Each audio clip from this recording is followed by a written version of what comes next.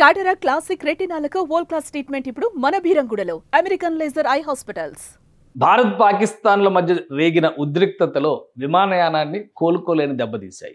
దూరాల విషయంలో కానీ ఎయిర్ స్పేస్ క్లోజర్ విషయంలో కానీ ఈ ఉద్రిక్తతలు జరిగాయి అనుకుంటే పొరపాటు. అనేక అంశాలని ప్రభావితం చేస్తున్నాయి.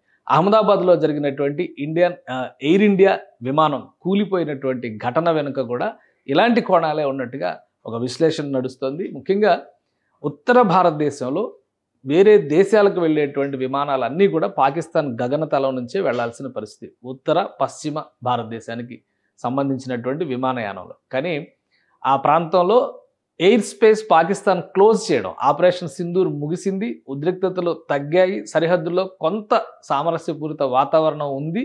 అయితే దౌత్యపరంగా రెండు దేశాల మధ్య కూడా డిస్కషన్స్ నడుస్తున్న విషయం అందరికీ తెలిసిందే. ఇప్పటికీ పాకిస్తాన్ ఎయిర్ స్పేస్ మూసివేత కొనసాగుతూనే ఉంది.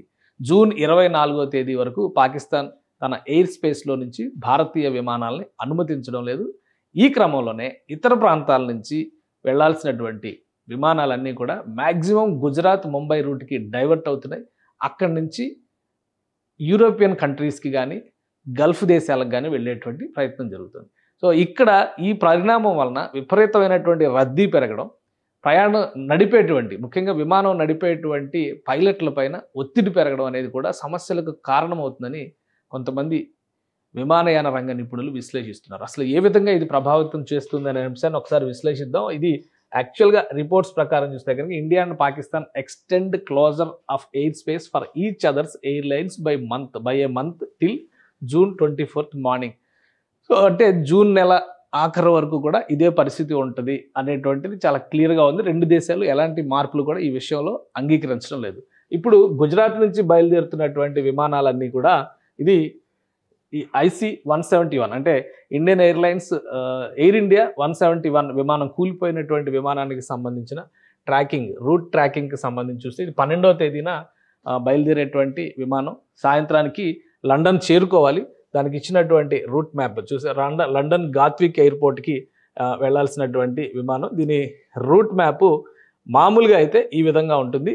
అంటే పాకిస్తాన్ ఎయిర్ స్పేస్లో నుంచి వెళ్ళేటువంటి వెసులుబాటు ఉండేది. కానీ దీన్ని పాకిస్తాన్ ఎయిర్ స్పేస్ పైన క్లోజర్ నడుస్తున్నటువంటి నేపథ్యంలో దీన్ని ఇటు దుబాయ్ మార్గం వైపు మళ్లించేటువంటి ప్రయత్నం జరిగింది. దానివల్ల ఈ విమానాల్లో ఫ్యూయల్ కూడా అంటే ఇంధనాన్ని కూడా పెద్ద ఎత్తున నింపుకోవాల్సినటువంటి పరిస్థితి వస్తుంది. ఎందుకంటే ప్రయాణ దూరం పెరుగుతుంది కాబట్టి విమానయానానికి సంబంధించి దానికి సరిపడినంత ఫ్యూయల్ని మెయింటైన్ చేయాలి. కాబట్టి మామూలుగా మెయింటైన్ చేసే లెవెల్ కంటే కూడా ఎక్కువ శాతం ఇప్పుడు విమానాలు ఫ్యూయల్ లెవెల్స్ మెయింటైన్ చేయాల్సినటువంటి పరిస్థితి వస్తుంది.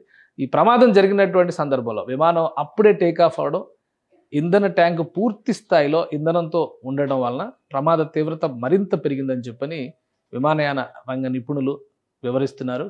అలానే ప్రమాదం జరిగినటువంటి సందర్భంలో అది కూడా జనావాసాల మీదకి వెళ్ళింది కాబట్టి ఒక పెను విపత్తుగా మారిపోయిందని విశ్లేషిస్తున్నారు. ఒకసారి ఈ ఎయిర్ ట్రాఫిక్కి సంబంధించినటువంటి అంశాలను కూడా మనం విశ్లేషిద్దాం. ఇది ప్రస్తుతం చూపిస్తున్నటువంటి air traffic status, radar status చూస్తే కనుక ఈ ఏరియా మొత్తం కూడా యూరోపియన్ కంట్రీస్కి సంబంధించింది. ఇది భారతదేశానికి సంబంధించినటువంటి రూట్ మ్యాప్. సో ఎక్కువ విమానాలు ఈ మార్గంలోంచి వెళ్ళేటువంటి విమానాలను ఒకసారి గమనించి చూస్తే కనుక ఇక్కడ పాకిస్తాన్ వైపు వెళ్ళేటువంటి విమానాలు కేవలం పాకిస్తాను, ఇతర ఆఫ్ఘనిస్తాన్కి సంబంధించిన దేశాలు మాత్రమే ఉన్నాయి. భారతదేశం నుంచి వెళ్ళేటువంటి విమానాలన్నీ కూడా రాకపోకల్ని ఈ మార్గంలోనే కొనసాగిస్తున్నాయి. అలానే వచ్చేవి కూడా ఇటు నుంచే వెళ్తున్నటువంటి పరిస్థితి. ఈ సన్నని నేరో ఏరియాలో ఎయిర్ ట్రాఫిక్ విపరీతంగా పెరిగిందని చెప్పని విమానయాన నిపుణులు విశ్లేషిస్తున్నారు.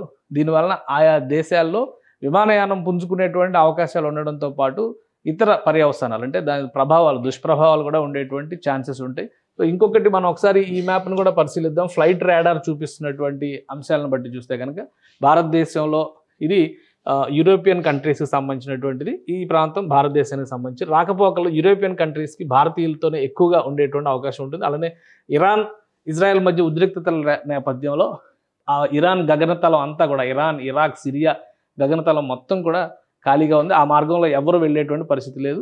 ఇటు సౌదీ అరేబియా, ఒమాన్, యమాన్, ఈజిప్ట్ ఈ మార్గంలోంచే ఎక్కువ శాతం విమానాలు ప్రయాణం చేసేటువంటి పరిస్థితి ఉంది. భారతదేశం నుంచి వెళ్ళేటువంటి అంటే ఉత్తర భారతదేశం, పశ్చిమ భారతదేశానికి చెందినటువంటి విమాన మార్గం చాలా క్లియర్గా పాకిస్తాన్ మీద నుంచి వెళ్ళడానికి అవకాశం లేదు. కాబట్టి ఖచ్చితంగా ఈ విమానాలన్నీ కూడా ఇటే డైవర్ట్ అవుతున్నాయి.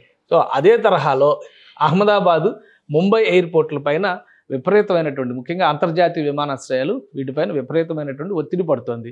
దక్షిణాది రాష్ట్రాల్లో చూసినప్పుడు ఇటు హైదరాబాద్ కానీ, బెంగళూరు కానీ, చెన్నై ఈస్ట్ సైడ్ వెళ్ళేటప్పుడు చెన్నై ప్రిఫర్ చేస్తారు, వెస్ట్ సైడ్ వెళ్ళేటప్పుడు బెంగళూరు కానీ, హైదరాబాద్ కానీ ప్రిఫర్ చేస్తారు. ఎందుకని వీటి మార్గంలో ఎలాంటి మార్పు లేదు. కనెక్టింగ్ ఫ్లైట్స్ అయితే ఢిల్లీ వెళ్ళి కనెక్ట్ అయ్యాయి కానీ ముంబై వెళ్ళి కనెక్ట్ అయ్యేవాడికి ఎట్లాంటి సమస్య లేదు. కానీ ఢిల్లీ వెళ్ళి కనెక్ట్ చేసుకునేటువంటి ఫ్లైట్స్ మాత్రం ముంబైకి మళ్లించారు.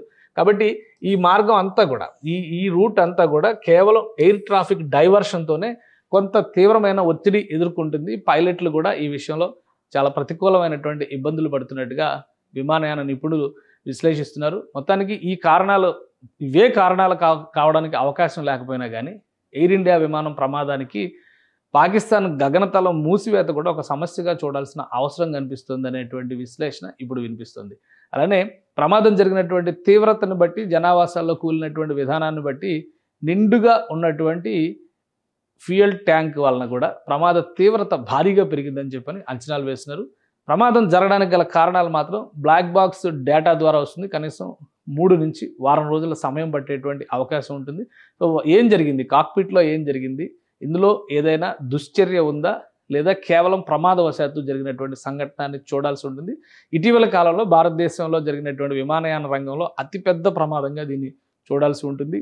అలానే విమానంతో పాటు దానిలో ఉన్న సిబ్బంది, ప్రయాణికుల్లో 53 మంది వరకు బ్రిటన్ పౌరులు ఉండడం కూడా బ్రిటన్ని కలవరపరుస్తుంది. అక్కడి నుంచి కూడా స్పెషల్ టీం వచ్చి ఇన్వెస్టిగేట్ చేస్తుంది. అమెరికన్ ఎయిర్ ఫోర్స్ అథారిటీకి సంబంధించినటువంటి ఎక్స్పర్ట్స్ కూడా అహ్మదాబాద్ ఎయిర్పోర్ట్ పరిసర ప్రాంతాల్లో జరిగినటువంటి ఘటన పైన ఒక అధ్యయనం చేయబోతున్నారు. ఇందులో ఏదైనా కాన్స్పిరసీ ఉందా లేదా తేల్చడం, అలానే ప్రయాణ మార్గాల వలన జరిగినటువంటి ప్రమాదంలో వచ్చినటువంటి సమస్యలు ఏంటి, దాని ప్రభావాలు ఏంటి, దాని వలన జరిగినటువంటి విపత్తులు ఏంటి, దుష్ప్రభావాలు ఏంటి ప్రధానంగా చూసేటువంటి అవకాశం ఉంది.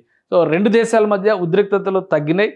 సింధు జలాల విషయంలో, పాకిస్తాన్ ఆక్రమిత కాశ్మీర్ విషయంలో మాత్రం చర్చలు నడుస్తున్నాయి. సో ఎయిర్ స్పేస్ మూసివేత అనేది 2 దేశాలు పాటిస్తున్నాయి. పాకిస్తాన్ విమానాలని భారత్ మీదుగా అనుమతించడం లేదు, భారత విమానాలను పాకిస్తాన్ మీదుగా అనుమతించడం లేదు. ఈ నెలాఖరు వరకు ఇదే పరిస్థితి ఉంటుంది. దీనివల్ల విమానయాన రంగంలో మరింత ఒత్తిడి ఉండేటువంటి అవకాశం ఉంటుంది. కాబట్టి అత్యవసరమైతే తప్ప ప్రయాణాలు చేయకుండా ఉండడం మేలు. సుమన్ టీవీలో మీ పర్సనల్ అండ్ బిజినెస్ ప్రమోషన్స్ కోసం కింది నెంబర్కి కాంటాక్ట్ చేయండి.